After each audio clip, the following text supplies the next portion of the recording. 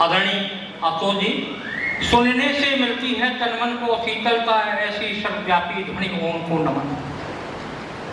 सुनने से मिलती है तन मन को शीतलता, ऐसी सर्वव्यापी ध्वनि ओम को नमन। और शब्दों के सुंदर सितारों से सुसज्जित वाणी के वरद पुत्र व्योम को नमन। और मैं ऐसे व्योम को बहुत आग्रह कर रहा हूँ कि अपने आशीष वचनों से हम लोगों को सिंचित करें। आदरणीय श्री आशुतोष शिवदास जी। सबसे पहले मैं अपने गुरुदेव को प्रणाम करता हूँ।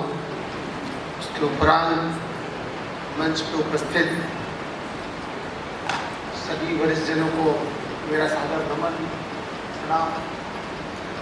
जितने भी राम भक्त हैं यहाँ बैठे हैं, जो राम की कथा सुनने के लिए आए, मेरा सौभाग्य है और उनका भी सौभाग्य है। नहीं तो लोग राम कथा के लिए समय निकाल नहीं पाते। राम कथा में आने में ऐसा लगता है कि जैसे उनको बेड़ियों में किसी ने जकड़ दिया हो। मैं अपनी कथा यहाँ पर प्रारंभ करता हूँ। राम राज्य का एक शीर्षक मिला।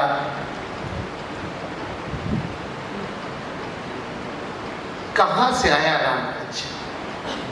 मैं जो बात कहूँगा, हो सकता है उसमें मैं ज़्यादा समय नहीं लूँगा, 15 से 20 मिनट का समय लूँगा और ये बताने का प्रयास करूँगा। इस प्रयास में जितना भी आपको अच्छा लगे वो मेरे गुरुदेव का है, और जो भी कमियाँ आपको दिखे वो मेरी है। ये मेरा आपसे आग्रह है। राम राज्य का जो शब्द है, ये सबसे पहले कहाँ से आया, ये पहला प्रश्न। दूसरा प्रश्न, कौन ऐसा है जो सदैव राम राज्य में ही रहा, उससे कभी बाहर गया ही नहीं। तीसरा प्रश्न, राम राज्य में हम कैसे रह सकते हैं। ये कुछ प्रश्न हैं।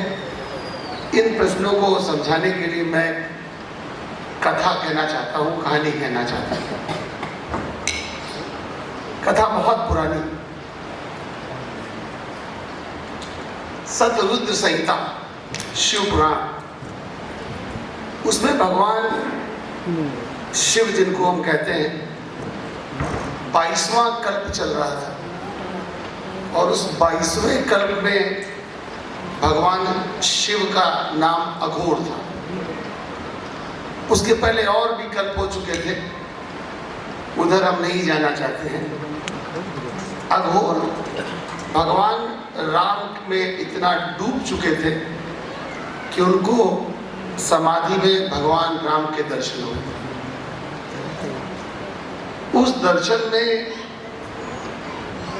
अघोर प्रभु ने भगवान राम से को प्रसन्न जानकर एक वरदान मांगा, मैं राम राज्य में रहना चाहता हूँ। प्रभु राम मुस्कुराए और बोले, आपको ये प्रश्न नहीं करना चाहिए। क्या कोई ऐसा क्षण है जिसमें राम राज्य ना हो? हर क्षण में राम राज्य। इस सृष्टि के आरंभ से अंत तक राम ही राज्य। आप उसमें कैसे जी रहे हैं, ये आपका विचार है। परंतु अघोर, जिनको हम शिव कहते हैं, उन्होंने कहा, नहीं प्रभु, आपकी बात पूरी तरह से ठीक है, परंतु हम चेतन अवस्था में रहना चाहते हैं। भगवान राम ने उनको आशीर्वाद दिया और कहा, तब आपको एक काम करना पड़ेगा।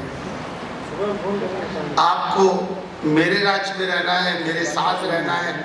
जितने भी लोग यहाँ बैठे हैं, अगर हम उनसे कह दें कि हमें आपके घर में रहना है, तो जितने भी यहाँ विवाहित या अविवाहित लोग हैं, वो सब कहेंगे कि पहले घर में बात करनी पड़ेगी, परमानेंट आपको रख पाएंगे कि नहीं रख पाएंगे। भगवान राम ने भी यही बात कही कि आप मेरी तरफ से तो ठीक है, परंतु जो माँ सीता है, उनके विषय में कुछ सोचना पड़ेगा। शिव ने पूछा, यानी अघोर ने पूछा, क्या करना पड़ेगा प्रभु? बोले माता को प्रसन्न करना पड़ेगा। माता को प्रसन्न करने का एक ही तरीका है कि जब हम और माँ अलग हो तो तुम उनको जोड़ने का काम करना। तुम जितनी बार हमसे माँ को जोड़ते जाओगे, माँ उतनी बार प्रसन्न होती जाएगी, और हर बार जब माँ प्रसन्न होगी तो आपका स्थान अपने आप ही बन जाएगा मेरे घर में, आपको राम राज्य प्राप्त हो जाएगा। यहां से कथा प्रारंभ होती। अब भगवान राम उनके अंतर मन से चले नहीं गए, नहीं कहना चाहिए, मतलब समाधि उनकी टूटी। अघोर महाप्रभु ने विचार किया कि अब क्या करना है। अब भक्त और भगवान के बीच में संबंध तो था, भक्त को पता है क्या करना है और भगवान को भी पता है क्या करना है।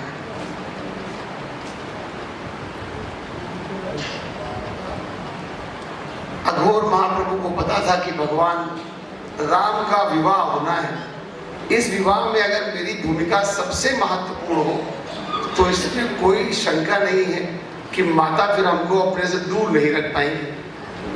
और उन्होंने विचार किया कि मैं क्या करूं। उनके मन में विचार आया, उस समय राजा सगर जो भगवान राम के वंश में ऊपर थे, जिस कुल में भगवान राम को जन्म लेना था, अघोर प्रभु को पता था भगवान राम के इस कुल में जन्म ही नहीं लेंगे, क्योंकि अभी तो इस कुल में राजा सगर के 60,000 पुत्र जो भस्म हो चुके हैं वो तरे नहीं हैं। अभी तो सूदक लगा हुआ है। सूदक तो अब सब लोग जान गए होंगे, पहले हिंदी में जानते थे, अब इंग्लिश में जान गए हैं। क्वारंटाइन, ये वर्ड बड़ा कॉमन हो गया है। ये हमारे यहाँ लाखों करोड़ों साल से, अभी बाहर से आ गया तो क्वारंटाइन हो गया, यानी क्वारंटाइन टाइम लगा हुआ है, तो ये हो नहीं पाएगी अभी शादी। क्या किया जाए? भगीरथ ने तपस्या की, ये सब लोग जानते हैं, उस कथा में नहीं जाना चाहते हैं। गंगा को प्रसन्न किया, गंगा बैकुंठ लोक से आई। जब बैकुंठ लोक से आई तो उस ऊर्जा को केवल महाप्रभु ही संभाल सकते थे। और ऐसा मेरे गुरुदेव कहते हैं कि जिस समय वो ऊर्जा के रूप में आई, वो जल के रूप में नहीं है। जल कभी दूसरे लोक से पृथ्वी लोक में नहीं आ सकता, वो ऊर्जा के रूप में आई। तो महाप्रभु अघोर ने अपनी जटाओं को पूरे ब्रह्मांड में फैला दिया और सारी ऊर्जा को समेट लिया और उस गंगा को अपनी जटाओं में बांध के गंगा के रूप में उसको जाने दिया। और राजा सगर के 60,000 पुत्र तर गए, यानी जो क्वारंटाइन था वो समाप्त हो गया, एक मार्ग खुल गया। लेकिन भगवान राम ने उस बैकुंठ लोक से अपने लिए, भगवान स्वयं सताएं सब कुछ करते हैं, हमें लगता है कि हम उनके लिए कुछ कर रहे हैं, ये मंदिर हम बनवा रहे हैं, आप नहीं बनवा रहे, ये आपका भ्रम, आपको लगता है काम हम कर रहे हैं, ऐसा नहीं। भगवान प्रभु श्री राम ने उसी लोक से एक बीज भेज दिया, जिसको हम लोग आज की डेट में बांस बोलते हैं, बांस। वो पहली बार उस बैकुंठ लोक से इस पृथ्वी पर आया और वो बीज जम के जब तैयार हुआ तो उसी बीज से भगवान शिव ने एक धनुष बनाया। वो वही धनुष था जिस धनुष से त्रिपुरासुर का वध किया गया, और उसी धनुष को भगवान शिव ने नागों की मदद से, बहुत दृष्टांत में जाएंगे तो दिशा बदल जाती है, मूल तत्व बदल जाएगा। हमारा राम राज्य मूल तत्व चल रहा है। उस धनुष को इस तरह से उन्होंने बनाया, वो 8 नागों से सुसज्जित था। उसकी जो प्रत्यंचा थी वो वासुकी की थी। वो इसलिए ऐसा बनाया गया ताकि कोई उसको दूसरा छू न सके, कोई उसको दूसरा तोड़ न सके। ऐसा नहीं कि केवल राम ही उस धनुष को तोड़ सकते थे। तुलसीदास जी लिखते हैं कि बाणासुर और रावण में भी वो क्षमताएं थी, लेकिन उस धनुष की सुरक्षा जो भगवान शिव ने कर दी थी, उस सुरक्षा के चलते बाणासुर और रावण दोनों ने उस धनुष को हाथ लगाने की हिम्मत भी नहीं की। और दोनों केवल परिक्रमा करके वापस चले गए। जब वो धनुष टूटा, माता सीता का विवाह हुआ, यहां तक सारे मार्ग खुल गए और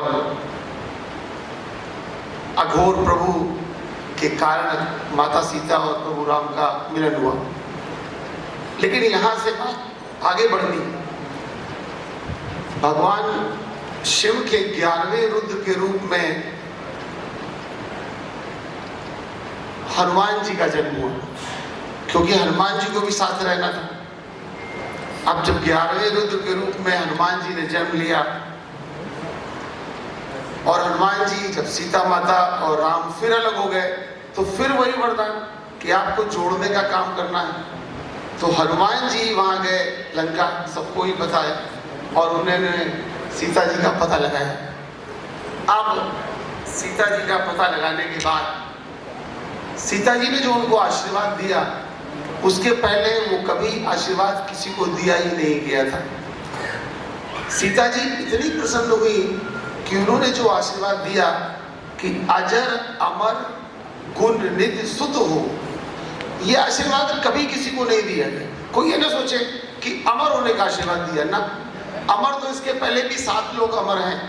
अपने वेद कहते हैं, पुराण कहते हैं, अश्वत्थामा बलिव्यासो हनुमान सविभीषण कृपा परशुरामश्च सत्य सचि जीविता। ये 7 लोग, अश्वत्थामा, राजा बलि, हनुमान, विभीषण, कृपाचार्य, ये 7 लोग जो मैंने श्लोक पढ़ा वो अमर है। लेकिन उनमें से किसी की भी पूजा नहीं होती, किसी की भी उतनी वैल्यू नहीं।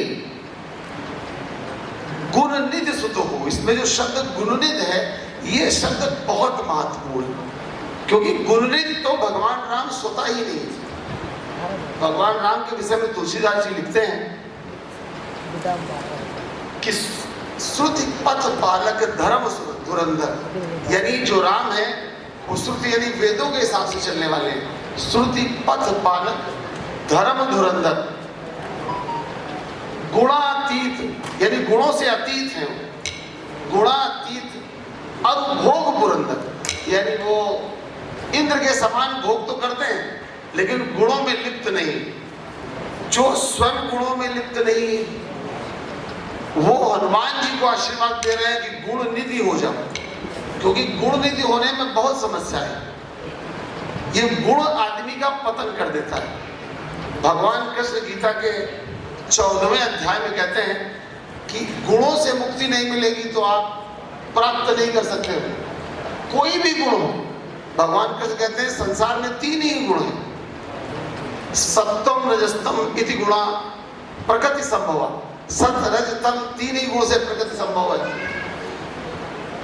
सत्वम रजस्तम इति गुणा प्रकृति संभवा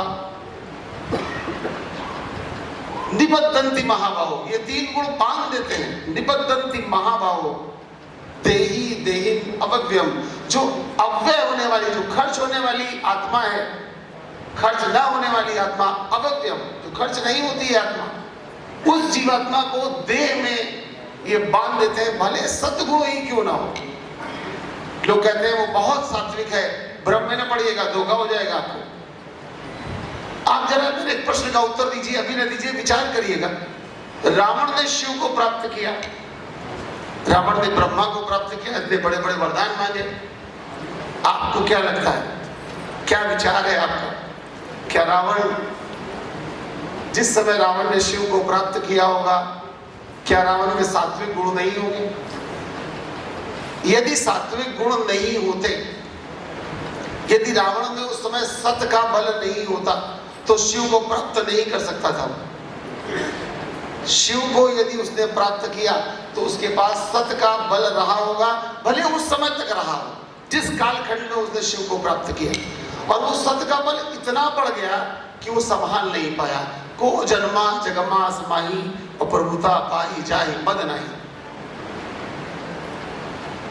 सत रज तम 3 गुण का संतुलन है। भगवान कृष्ण गीता के 14वें अध्याय में कहते हैं कि अगर सतगुण बढ़ जाएगा तो ज्ञान बढ़ जाएगा, तप बढ़ जाएगा, और ज्ञान और तप का दंभ आपको एक पतन का कारण बन जाएगा। जितने ज्ञानी पुरुष हैं, ये सारे ज्ञानी पुरुष केवल इसीलिए परेशान है कि ज्ञान का दम्भ उनको आगे बढ़ने नहीं देता, रोक लेता है। भगवान कहते हैं तुम ज्ञान से मुझे प्राप्त करोगे, चलो करके दिखाओ, और लोग ज्ञान से उसको प्राप्त नहीं कर पाते। शबरी ने प्राप्त किया, ज्ञान से नहीं, भक्ति से। ज्ञान से नहीं प्राप्त करेंगे। तो सत रज तम तीनों गुण, इनसे भगवान कृष्ण, भगवान राम अलग है, गुणातीत है। लेकिन हनुमान जी को गुण क्या दे रहे हैं? गुण निधि। आप गुण निधि हो जाओ। अब हनुमान जी क्या नहीं बिगड़ेंगे? बिल्कुल नहीं बिगड़ेंगे। क्यों? क्योंकि वो कहते हैं राम जी के वो भक्त हैं, जो राम का भक्त है वो बिगड़ेगा नहीं। भक्ति उनमें ऊपर है, श्रेष्ठ है, इसलिए भक्ति के कारण वो बिगड़ने वाले नहीं है। राम ने अपने में नहीं लिया। ऐसे सोचिए, महाराज शांतनु के पास इतना तप बल था कि वो कह सकते थे कि जाओ पुत्र, तुम इच्छा मृत्यु के वरदान है, लेकिन अपने को इच्छा मृत्यु का वरदान नहीं दे पाए वो, क्योंकि उसके लिए पात्र भी होना चाहिए। वो जानते थे कि वो उसके लिए पात्र नहीं है। भगवान राम तो पात्र से भी ऊपर है, वो तो पात्र है ही नहीं, वो तो ब्रह्म है। हनुमान जी को पात्र बनाया, वो तो शिव थे, वो तो अघोर का रूप थे, और यहां पर गुण निधि का आशीर्वाद दिया। तो पहली बात, ये जो पहला शब्द आया राम राज, ये पहला शब्द राम राज भगवान अघोर के मुख से निकला, और जिसने अंत तक, आज तक और आज के बाद भी जो उस राम राज्य में ही जी रहा है, उस राम राज्य में ही रह रहा है, वो एकमात्र है हमारे हनुमान जी। वो उसी में रह रहे हैं, उसी में जी रहे हैं, और उसी में जीते रहेंगे, क्योंकि मां का आशीर्वाद।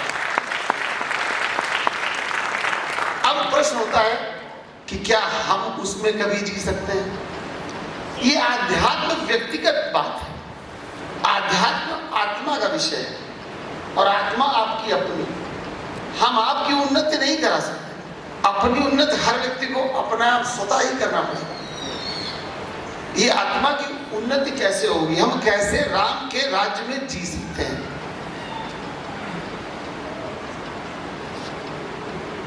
अध्याय 14 श्लोक 26 गीता। सम सुख दुखा, वो कहते हैं सुख दुख समान, जैसे भी स्वामी जी ने बोला था, सुख दुख समान। सम सुख दुखा स्वस्थया, सम लोटाश्म कांचना। सुख दुख की अनुभूति समान हो जाए मुश्किल है, लेकिन फिर भी सम लोटाश्म कांचना, यानी कंचन और मिट्टी समान दिखे। कभी समान दिखती नहीं किसी को। किसको दिखेगी? हमको नहीं दिखेगी, स्वामी जी को भी नहीं दिखेगी, दुनिया में किसी को नहीं दिखेगी, राम को भी नहीं दिखेगी। वो कहते हैं भोग पुरंदर इंद्र के समान भोग कर रहे हैं, लेकिन भोग करने के बाद लिप्त नहीं हो रहा है। अगर आपका सोना नहीं है तो मिट्टी होना चाहिए, इतनी बात है। मिट्टी और सोना तो अलग दिखेगा, ऐसे कैसे हो सकता है दोनों समान दिखे? आगे कहते हैं तुल्य प्रिया प्रियो, यानी प्रिय और प्रिय में सब बराबर है। तुल्य निंदा आत्मसंतुति, यानी कोई आपकी निंदा करे, कोई आपकी संतुति करे, उसमें आप समान रहते हैं। तुल्यो तुल्य मित्र अनिरक्षयो, यानी जो मित्र और शत्रु में समान। अगली जो 26वें श्लोक का आखिरी लाइन है, वो कहते हैं सर्वा आरंभ परित्यागी। बहुत ध्यान से समझने वाली है आज के नवयुवकों के लिए, पुराने लिए और मेरे लिए भी, सबके लिए। जीवन भर मैंने 23-24 साल पढ़ाया। इतना पढ़ाने के बाद भी कभी कभी अच्छा विद्यार्थी मिल जाता था, अच्छे प्रश्न पूछता था, तो कई बार प्रश्न करते करते लगता था कि हाँ आंसर तो इतने साल से इस क्वेश्चन को कर रहे हैं, लेकिन अब तरीका बदल गया। ज्ञान तो मिलता ही रहता। आखिरी लाइन है सर्वारंभ परित्यागी गुणातीता स उच्यते। केवल वही गुणों से पार पा पाएगा जिसने सभी कार्यों का आरंभ बंद कर दिया है। यहाँ बहुत सारे लोग कहेंगे कि कार्यों का आरंभ कौन बन सकता है? सृष्टि रुक जाएगी। अब हमारे मिश्रा जी हैं, उन्होंने कार्य किया, ये कार्य नहीं है, ये कर्म नहीं है, इसको अकर्म कहते हैं गीता में। भगवान कृष्ण इसको अकर्म कहता है। कर्म वो है जो केवल अपने निजी स्वार्थ के लिए होता है, और अकर्म वो होता है जो वैज्ञानिक अनुसंधान करता है। उसकी सैलरी 1 लाख रुपए महीना है, उतनी ही मिलनी है, ज्यादा नहीं मिलेगी, लेकिन वो कुछ बना के चला जाता है समाज के लिए, और लाखों लोग उसका, करोड़ों लोग उसका प्रयोग करते हैं और सतत करते रहते हैं। वो अकर्म है। भगवान कहते हैं अकर्म को मना नहीं करते हैं। भगवान कहते हैं सर्व आरंभ परित्यागी।